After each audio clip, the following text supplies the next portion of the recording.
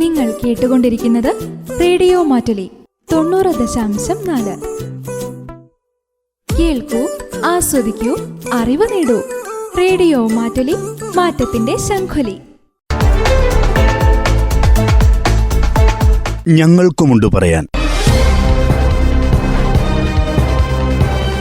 ആനുകാലിക വിഷയങ്ങളുടെ ജനപക്ഷത്തു നിന്നുള്ള കേൾവി.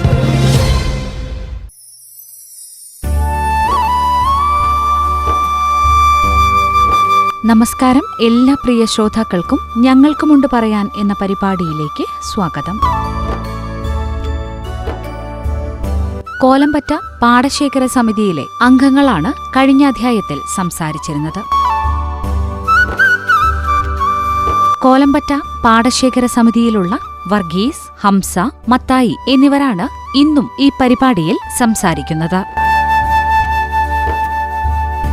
കൃത്യസമയത്ത് ലഭിക്കാത്ത ആനുകൂല്യങ്ങൾ, കാലാവസ്ഥാ വ്യതിയാനം കാരണം തകരുന്ന കൃഷി, ഇങ്ങനെ ഒട്ടനവധി പ്രശ്നങ്ങളിലൂടെയാണ് കർഷകർ കടന്നുപോകുന്നത്. കോലമ്പറ്റ പാടശേഖര സമിതിയുടെ പ്രതിസന്ധികളും പ്രശ്നങ്ങളും നമുക്ക് തുടർന്ന് കേൾക്കാം.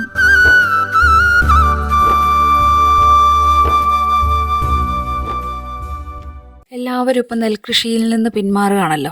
നെൽപ്പാടങ്ങളിലൊക്കെ മറ്റ് കൃഷികൾ. എന്നിട്ടും നിങ്ങൾ ഈ പാടശേഖര സമിതിയുടെ ഭാഗമായി നെൽകൃഷി തന്നെ തുടർന്ന് കൊണ്ടുപോകാനുള്ള ഒരു കാരണം സ്വന്തം ആവശ്യത്തിന് വേണ്ടി എന്നുള്ളതാണോ, വ്യാവസായിക അടിസ്ഥാനത്തിൽ എന്നുള്ളത്? ഇല്ല, സ്വന്തം ആവശ്യങ്ങൾക്ക് വേണ്ടിയാണ് കൃഷിയെ തുടർന്ന് പോകുന്നത്. പിന്നെ മറ്റുള്ളവരെല്ലാവരും എടുക്കുന്നു, അപ്പോൾ ആ കൂടുതൽ ഇത് ചെയ്തു പോകും. അതും മറ്റൊരു കാരണമാണ്. അല്ലാണ്ട് ലാഭം ഒരിക്കലും ഇല്ല അതിൽ. പിന്നെ സ്വന്തമായി കൃഷി ചെയ്യുമ്പോൾ അത്രയും നെല്ല് നല്ലതായിരിക്കും. നമ്മൾ ആവശ്യത്തിന് വളം ചേർത്താൽ മതി. വിൽപ്പനയ്ക്കാണെങ്കിലാണല്ലോ കൂടുതൽ ആദായത്തിൻ്റെ ലക്ഷ്യമുള്ളൂ. സ്വന്തം ആവശ്യത്തിന് മിതമായ വളം ചെയ്തിട്ട് സ്വന്തം ആവശ്യത്തിന് അത് മാത്രം കൃഷി ചെയ്യും. അത് തന്നെ നമുക്കും പറയാനുള്ളത്. സ്വന്തമായിട്ട് നമുക്ക് നല്ല ഭക്ഷണം, നല്ല അരി മറ്റേ പുറമേ നിന്ന് വരുമ്പോൾ അരി നമുക്ക്, അപ്പം സ്വന്തമാകുമ്പോൾ നമുക്ക് അതിൻ്റെ നല്ല ഭക്ഷണം, നല്ല അരിയാ കുത്തരിയാകുമ്പോൾ നമുക്കത് ഭക്ഷണത്തിന് നല്ലതാണ്. ഒരു കറി മതിയാവും.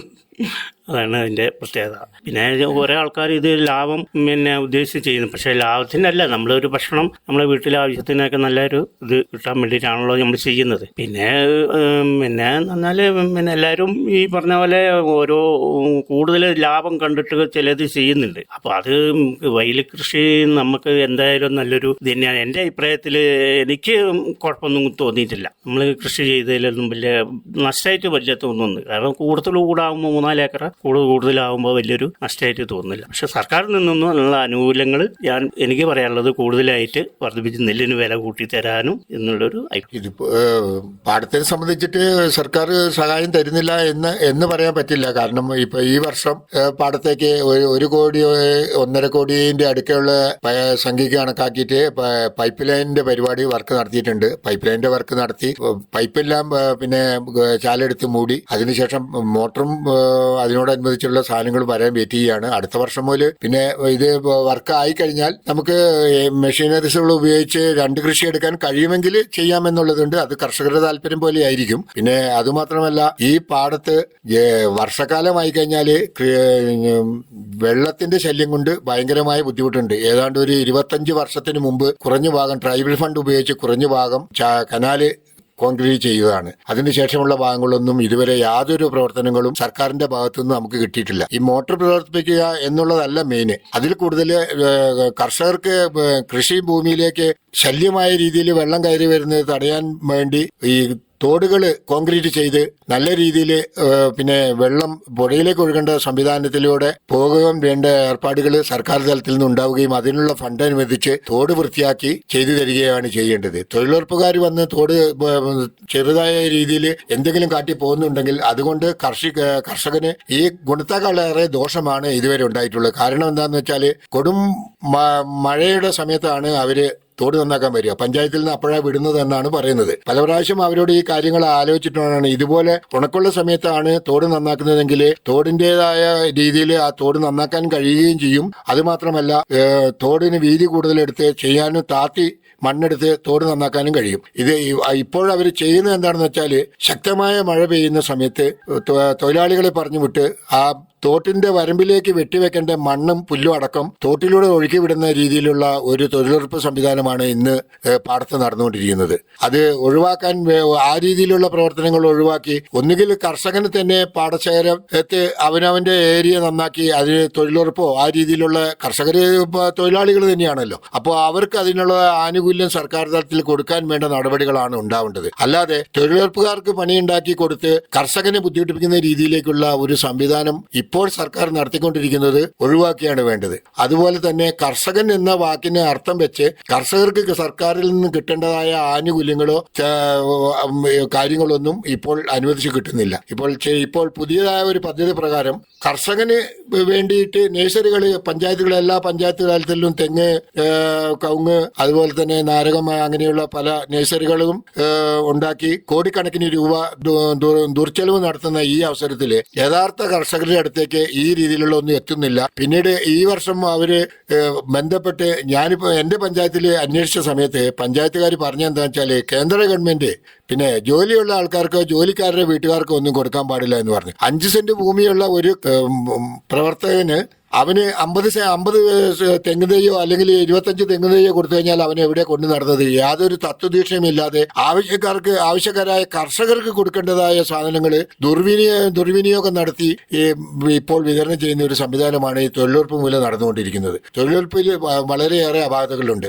കർഷകനെ ദ്രോഹിക്കുന്ന ഏറ്റവും വലിയ നടപടിയാണ് തൊഴിലുറപ്പ് മുഖേന ചെയ്തുകൊണ്ടിരിക്കുന്നത്. തൊഴിലാളികൾ കാശ് വാങ്ങുന്നതിനോ പിന്നെ അവർ ആനുകൂല്യം പറ്റുന്നതിനോ നമ്മൾ എതിരല്ല. പക്ഷെ കർഷകനെ ഉദ്ധരിക്കുന്ന രീതിയിലോ അല്ലെങ്കിൽ കർഷകന് ഉപകാരപ്പെടുന്ന രീതിയിൽ എന്തെങ്കിലും ഇവരെ കൊണ്ട് ചെയ്യിപ്പിക്കാൻ പഞ്ചായത്ത് തലത്തിൽ നടപടി എടുക്കേണ്ടത് സർക്കാരാണ്. സർക്കാർ അത് ചെയ്തില്ലെങ്കിൽ വളരെയേറെ കഷ്ടതയാണ്. കൃഷിക്കാരൻ കാലങ്ങൾ മുഴുവൻ ഇതുകൊണ്ട് ലാഭമുണ്ടാക്കാൻ വേണ്ടിയിട്ടല്ല ചെയ്യുന്നത്. അവനും അവന്റെ കുടുംബത്തിന്റെ വയറ് നിറയ്ക്കാൻ വേണ്ടിയിട്ടാണ് അവൻ ഈ പാടത്ത് കൃഷി എടുത്തുകൊണ്ടിരിക്കുന്നത്.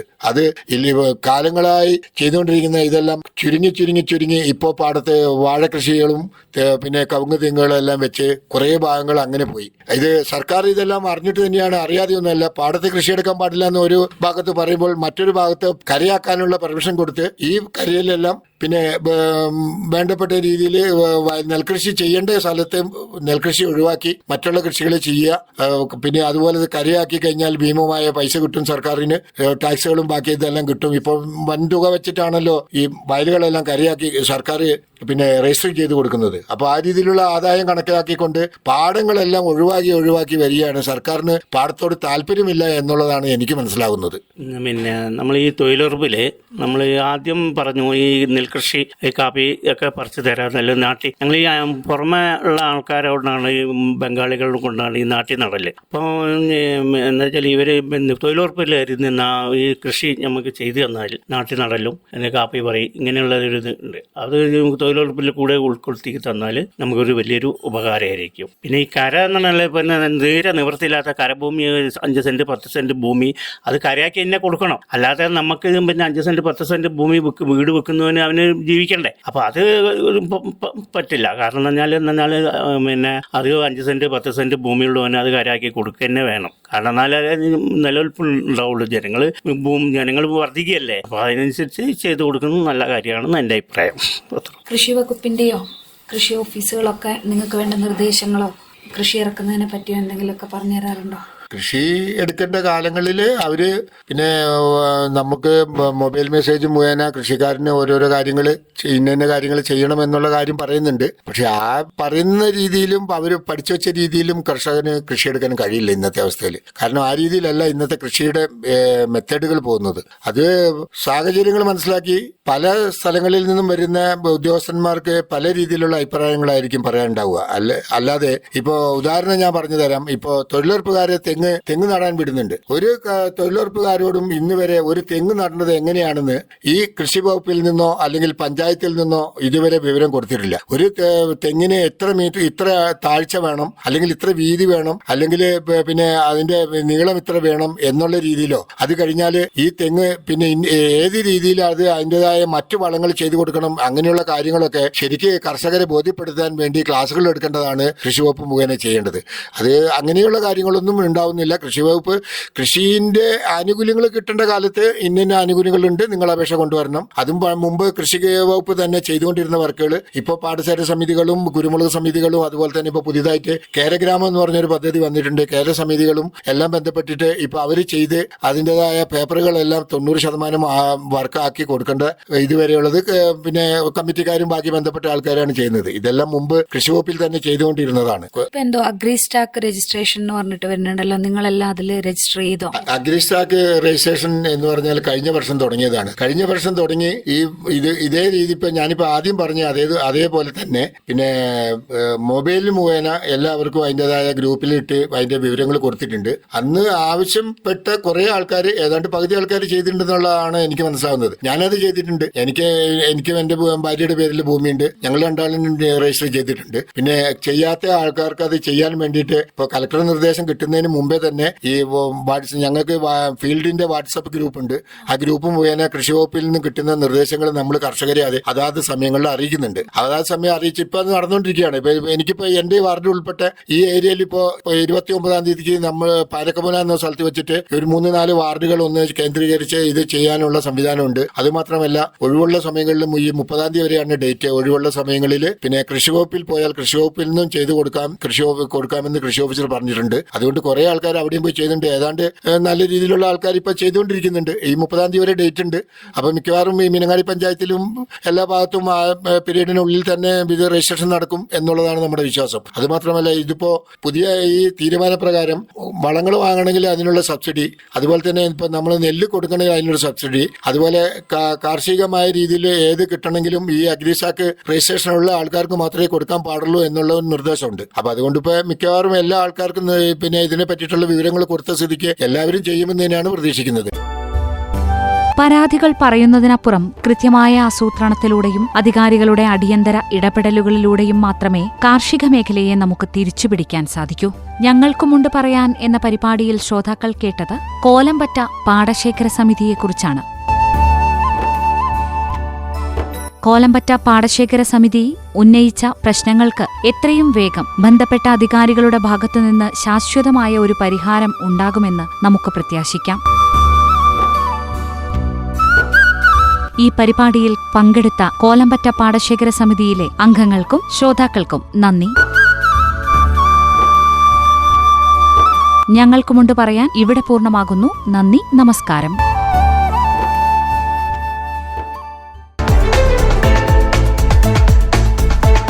ഞങ്ങൾക്കുമുണ്ട് പറയാൻ.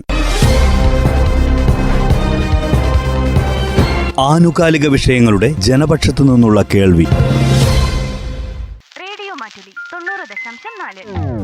റേഡിയോ മാറ്റുലി 90.4 കേൾക്കൂ, ആസ്വദിക്കൂ, അറിവ് നേടൂ.